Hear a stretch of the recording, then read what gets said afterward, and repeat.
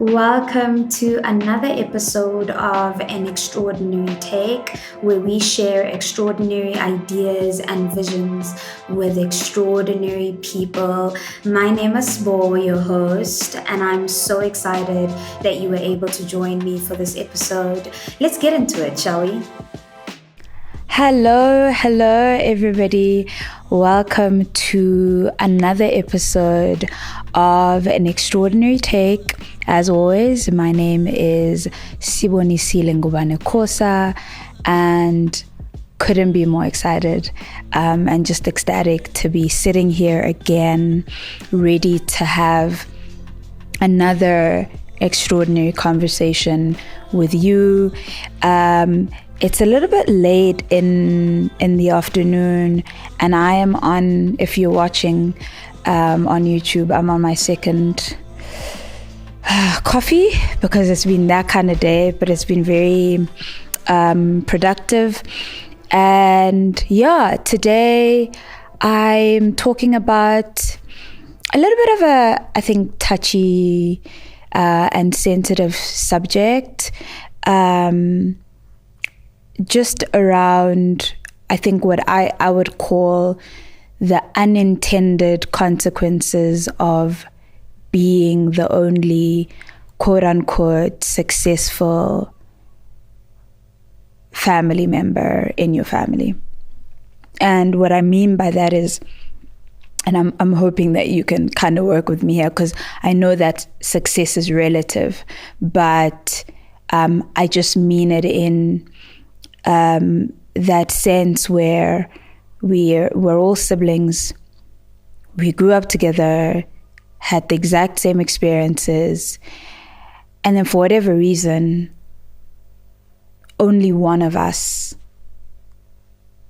becomes successful in the sense that, you know, in an African context, we'll say maybe they get to have a house, they get to have a car, they get to like own their own things, they get to have a well-paying job, while perhaps maybe other family members or the other siblings can't find jobs, or they do have jobs, but they aren't relatively well paying, and able to afford them the kind of life that most people consider to be a good life, right?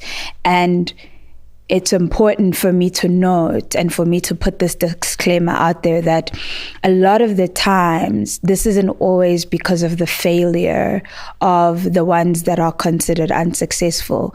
We know that we live in one of the most unequal countries in the world, and we know that there are many factors like colonization and all kinds of things that have contributed to Black people being almost at the bottom of the food chain. And those are the kind of inequalities that you can't almost remove or neglect when you're having a conversation like this. So I say this wanting to put it out there that it's broader than just certain white people would like to make it a thing of Black people are lazy, which we know that we know it's not true, but we know that it's broader. So we know that there's so many things that culminate in somebody actually being able to live a life that they're proud of, and it's such a difficult thing, right? But how this conversation came up and came about for me was a friend of mine shared a text thread or a conversation between a family member of hers and herself. And in the text, she was essentially saying to them, like, you never text me unless it's to ask me for something. And I'm actually tired of it. You don't even ask me how I am. You don't ask what's going on in my life. It's like I'm some genie in the bottle where the only time you make or you have any interaction with me is when you're going to ask me to do something for you. And she, like, if you read the text without context, you would think it was kind of harsh, but she was just like, maybe it's time for you to delete my number because I can't live like this. And a lot of people would be like, oh my goodness, you can't speak to family like that. Like, what does that mean? And so I had the conversation with her, and she was kind of giving me background and just like explaining, man, how exhausting it is to be only seen for what you can do for people rather than who you are, and for particularly your own family to only have interactions with you when they're looking for what you can do for them. And in this particular case, she'd also felt like a lot of the times that this person would want things from her, they would like kind of be manipulative and come up with these grand stories of like, I really need this, or this is going to happen, and that kind of thing. And she always felt like she would be backed into a corner where she was forced to always show up and always help out, you know. And it led me to think about this, is to say like, sheesh, there is such a thing as the unintended consequences of being the one that made it out.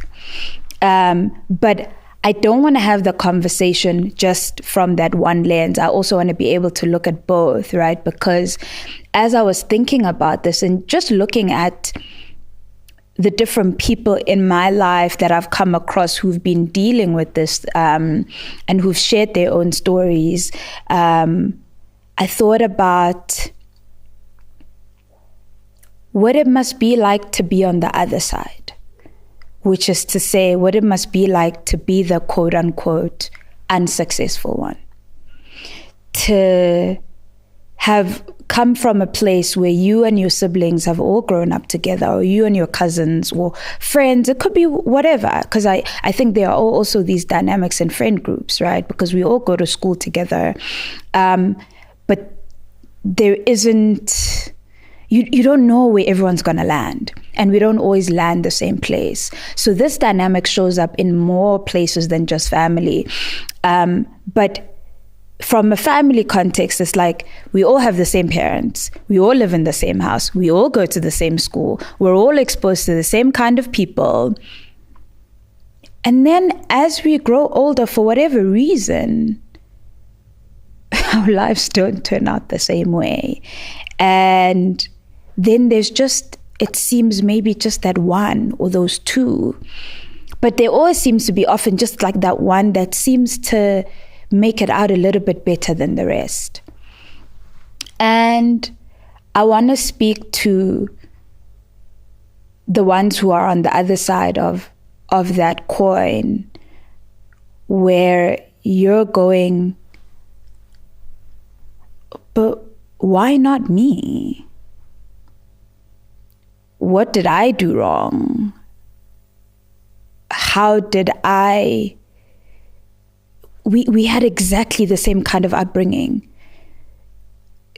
Is it because I don't have luck and they have luck? Is like, does God have favorites? What is the thing? Because I think those are valid questions to ask.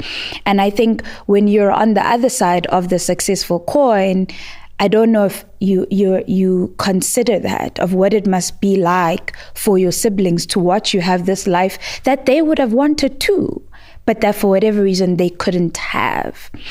And I think that's where the thing starts. And depending on what kind of person you are, you will respond to that in a different way.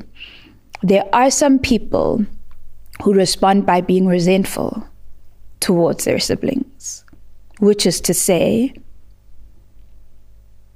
life was nice when we were all at the same level and we liked each other and we played together. And the moment this one now has a car, has a house, and all of these things, they haven't necessarily changed in terms of character. They've changed in terms of their ability to afford certain things and how they show up. But you suddenly change how you view them. And you suddenly come at them in a sense of, vele wena, you think you're better. And if you respond that way, I want you to look at how true that is and whether that's a you thing or a them thing.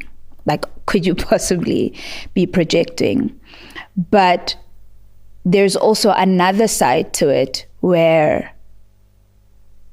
which I find is sometimes the most dangerous as well, is where there's a sense of entitlement to what the person has, where you feel like, well, because now of the 4 of us or of the 5 of us, Noktula is living the better life, they must get me in as well. And where you feel like if you ask them for anything, they shouldn't say no, that they almost owe you something.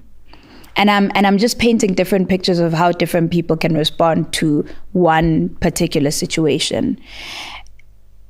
Because I think often we don't reflect on how we feel about the things that are happening around us. I don't know if there are enough siblings who really sit and think about it and say, I think I'm actually resentful towards my sister. I think I'm actually resentful towards my brother. I think I wish this were me. Because I think that if we were able to start unpacking those things and being honest about them, we could have more honest relationships with them. And one of the things that my friend and I were talking about is like, you know, it made me think like, if you're the successful one or you're not the successful, like when was the last time you actually checked in on your successful sister or successful brother or successful cousin? Like actually had a conversation with them, just wanting to know how they're doing. Because there's also another unintended consequence where when you have money or a certain level of success, people start thinking you've stopped having problems. And problems aren't just money problems. And so you put yourself in a situation where you start treating somebody more like an ATM as opposed to a person. And it's not on purpose a lot of the times. I don't think that people who do that, like I think even with the friend and the family member that my friend was talking to, I don't know if he is or has been aware that that is his behavior. I think because we don't build relationships with each other, even as siblings, outside of what we can do for each other, it can come naturally for a person to say, when I'm in trouble, I'm going to call this person, and to not call any other time. And then for the other person, that translates as, oh, basically me, I'm just a machine to you. And I think if you're on the other side, I have a lot of empathy towards that, because like I said, there's so many questions that you could ask, but I think a place to start so that we can reach some sense of healing within these dynamics is, don't ask yourself those questions about why not me only in a rhetorical way. And by that I mean, don't ask that question as though there's no answer, or as though the answer is already implied. If you're going to self-reflect and you're going to ask that question, don't ask it in a way that you're feeling sorry for yourself. Like, why is this not happening to me? If you're going to ask it from a place of, is there something that my sibling did that I didn't do? Is there a character trait that my sibling had that I don't have? For example, if you all grew up the same way, you all had access to the same things, did the one sibling maybe have a piece job like when they were still young? And by that I mean, were they the kind of people that were going to neighbors and asking people to wash their cars? Were they open to doing any kind of job just so that they could have money and be able to take care of themselves? Did they have that kind of resilience? Because there are people who accept their circumstances and there are people who do something to change their circumstances. And again, there's context to this because we do live in an unequal society. But the reality of it is there's somebody, we can go through exactly the same experience and somebody's going to say, you know what? Umama can afford uflour, so I'm going to make amagwinya on weekends and I'm going to sell them. And someone else would say, oh, I'm just like, there's nothing I can do. We're just poor. And that's a mindset thing. So often we have people that we are inspired by.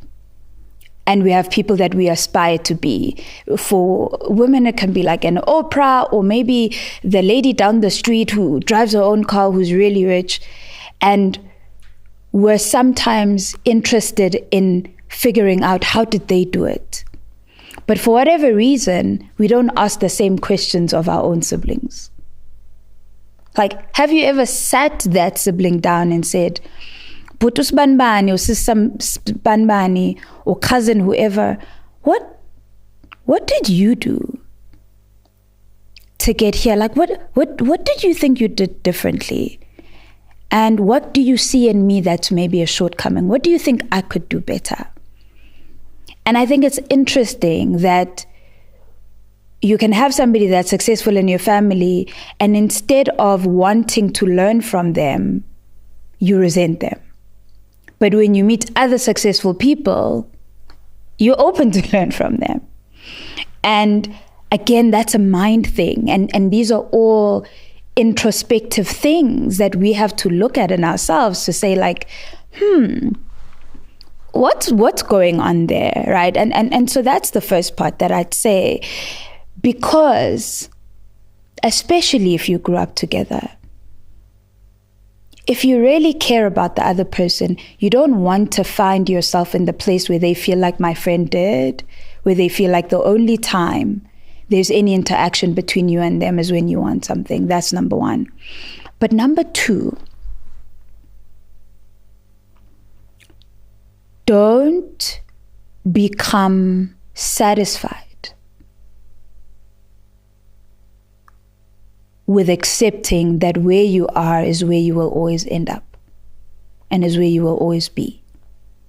And by that I mean, life is long. If you are defeated in your mind, and if you have decided that, you know what, vele it's chai, like the only successful person in this family will be this one, chances are that will be the truth. But if you can open up your mindset to say, actually, we come from the same family. If they could do it, why can't I? Surely there's something that they have that's in me too. So how can I try to sieve out as much information from them as I can? And what I'm trying to put across in this is there are other ways that you can make use of your relationship with the successful sibling outside of material things. There are other ways that you can get value from them outside of you asking them to buy you shoes, outside of you asking them to pay for something for you, outside of you asking them to take care of your life. What if you created the kind of relationship where the kind of value you want is, how do I become like you and even better? How do I become my own version of the success that you have? And I think, again, those are some of the stumbling blocks, because I haven't met people who do that, who sit their family members, you know, you've got that uncle who comes in like that fancy car and everyone's like, yo, yeah, that's our uncle, that's the rich one. And everybody goes to them and they'll ask for 50 rand, they'll ask for 100 rand, they'll ask for, hey, uspatelen malume. And they never sit them down and they say, malume, how did you get to where you are? And I think that is such a limiting way to interact with the successful members of your family. And it makes and creates the kind of relationship that feels as though it is transactional. And on the other hand, of the successful malume, you find that successful sibling or malume who, because they also haven't worked on themselves, feels validated by the fact that whenever they come home, everyone is running to them, asking them for things, and doesn't feel a sense of responsibility to say, but what are you up to? What are you doing with your life? What is your plan? What's happening at school? You failed again. What do you think is going to happen? What is your plan B if this doesn't work out? They kind of show up and they want to be idolized, and they get a sense of fulfillment by being the only one at the top. And the tricky thing about being the only one at the top is it's a very slippery slope. My husband, a couple of weeks ago, was telling me that he saw I don't know whether it was a TikTok or whatever, but it was a video where it was this child and a guy, I think, and one of them climbed on a chair, and then they were saying, okay, take my hand so I can pull you up with me. And then at the end of the video, the one that was on the chair falls. And the analogy they were essentially just trying to create is sometimes it's difficult to take people up with you when they aren't creating means to climb up themselves, where you're just pulling them. And sometimes you can end up all finding yourself fallen at the same place. And that is to say that whichever side on the coin of this you are at, you have a responsibility, one, to really, really, really question how sustainable is what we're both doing. If you are on the successful side and you are supporting your entire family and you are not equipping them with the necessary skills or having those important questions around what are you doing? What is your plan? How are you empowering yourself? What skill sets are you getting? And things like that. What happens when you're gone? If you are their only lifeline. And it goes back to that whole thing of teach a man to fish, right? If you decide to be the fisherman of your family, and every month you come and you bring whatever it is that you've taken and whatever it is that you fished out of the sea, and you're just happy that everybody claps hands and they're so happy. Oh, man, oh, you came through again. But no one is having conversations around, Haibo, when are we going to learn how to fish? So that there's more people that can provide this fish for this family. And we've seen this multiple times, where there was one main person that is taking care of an entire group of people, and God forbid, something happens to them and everything falls apart. And that is then to say, for the people that are on the other side of the coin, don't be too comfortable with being consistently provided for by that one person, because you don't know the future. You don't know the color of tomorrow, as Miss Ayanda Ngwane would say, but you don't know how long this person's going to be around for. Yes, your stuff is paid for right now. You've got all the clothes. You're not even saving the money that they're giving you. You're not even using whatever resources they're giving you to upskill yourself. They give you what they give you, you finish it because you know they're coming through next month. It is not sustainable. It is not sustainable. And you want to be able to give yourself the opportunity and the chance to know what it's like to work for your own things. Because what often happens is these kinds of relationships do breed resentment, because you end up hearing things like, "Hi vele, in this family, if you don't have money, no one listens to what you say." That is a little bit of resentment, but it also speaks to how we see one another. And I was also thinking about, how hard it is to be on the successful spectrum and to feel almost guilty that you have what your family doesn't have. And to then, out of that guilt, end up almost self-sabotaging what you have worked for, just so that you can prove to your family that you're still with them. Just so that you can prove to your family that you haven't changed. But when you do that, that's how we get locked into a system of continual black tax, where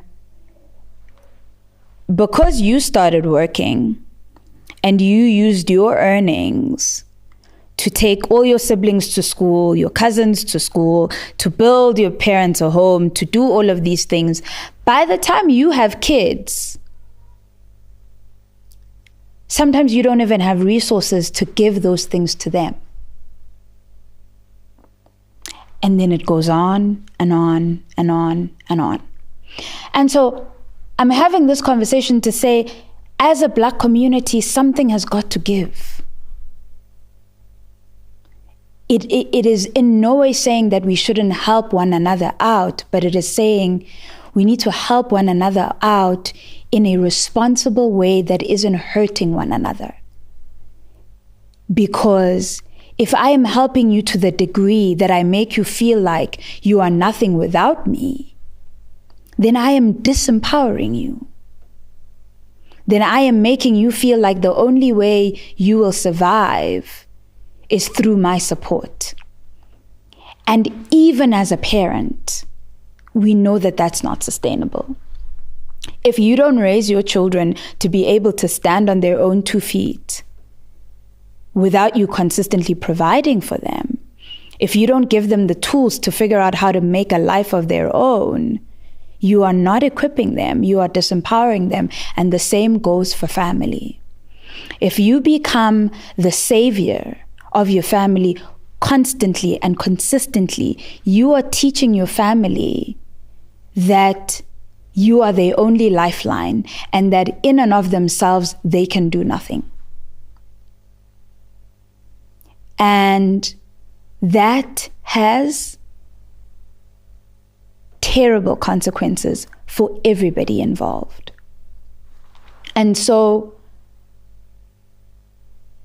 I almost want us to think about, like, depending on which side of the coin you find yourself in.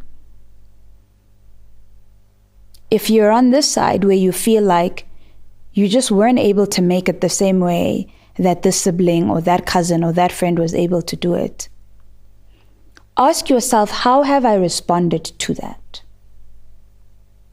Have I responded by feeling defeated? Have I possibly given up in my own mind, where I've accepted that in fact, the only success that I will ever see is this person's success? And if it is in any way possible that that's how you feel, you need to undo that thinking. You need to undo that thinking and start asking yourself, okay, with my skills, with my capabilities, How can I achieve not the same level of success necessarily, but your own version of success? And sometimes your own version of success is being able to build your own house. That may not be a mansion, but you have enough that you can take care of yourself from month to month, that you can take care of your bills, you can take care of your family, that you can show up for yourself, that you're not reliant on other people's support. If you have a job and there is not a single month that passes by without you asking money from somebody else, there's a question mark there. Are you completely powerless in that situation, or is there something that you can do about it, right? Because you can't attach yourself to someone else's wealth. You just can't. It's not sustainable. You can't even do that as someone's spouse, because that's just the nature of life. And if you are on the other side and you're the successful one,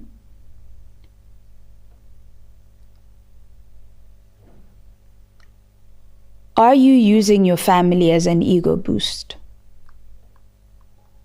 by consistently just giving and giving and giving, and then you complain about it, but you're not doing anything else to say, hey, do something with your life? And is your way of helping potentially hurting them? And how you'll know whether your way of helping them is potentially hurting them is if your way of helping them disenables them from doing their own thing. If you have family that have been consistently asking you things for over a year and years and years and years, those people are not empowered. And what is your responsibility in that relationship? To maybe take the hard line and say, I'm not going to help you like this. Unless you're doing something that I can see is going somewhere, unless you're being consistent, forget it. And I watched a podcast with Oprah, and a lady had come in and she was talking about the same thing, and she was saying like her parents passed when they were still young, and so she took on the role of mother for her siblings and has just been that, giving and doing everything for them. And she said at one point she was unable to, her sister needed something and she couldn't do it. And she says she was shocked at how her sister responded. Like her sister got mad and stopped talking to her.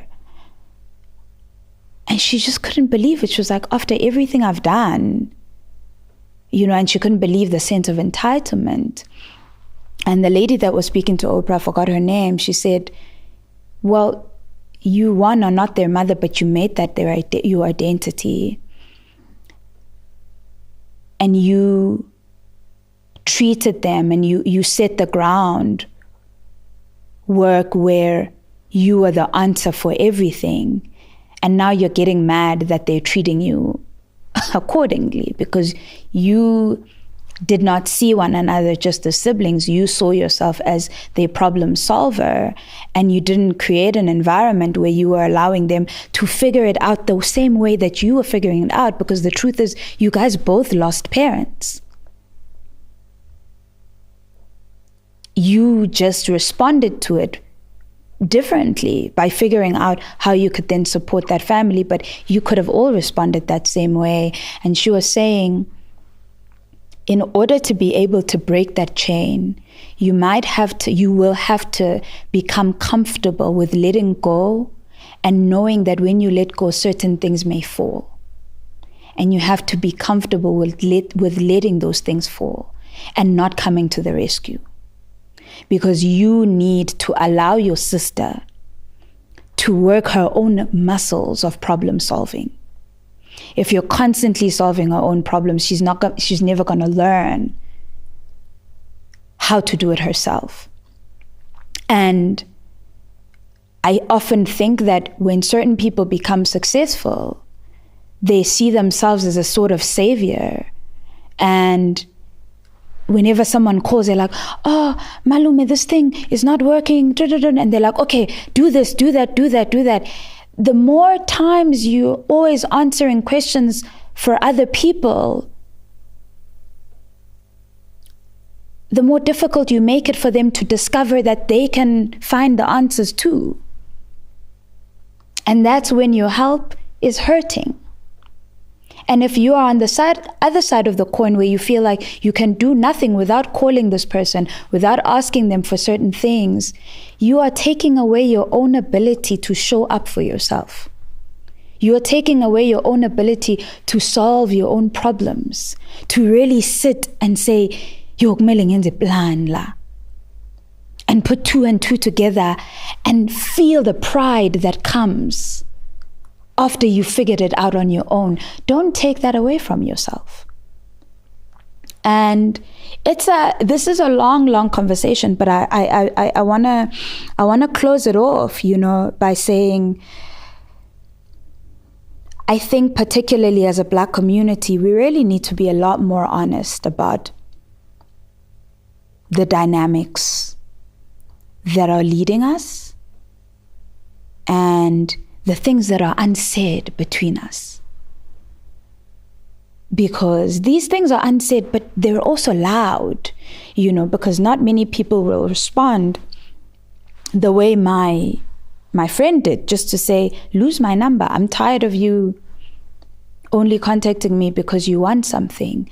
Sometimes these things fester in these relationships, and then there's resentment on both ends. And sometimes it gets to a point where it's irreparable. And I think that both parties, whichever side of the coin you find yourself in, if you are not happy with where you are, both parties have a responsibility to figure out, how did I get myself into this situation and how do I get myself out?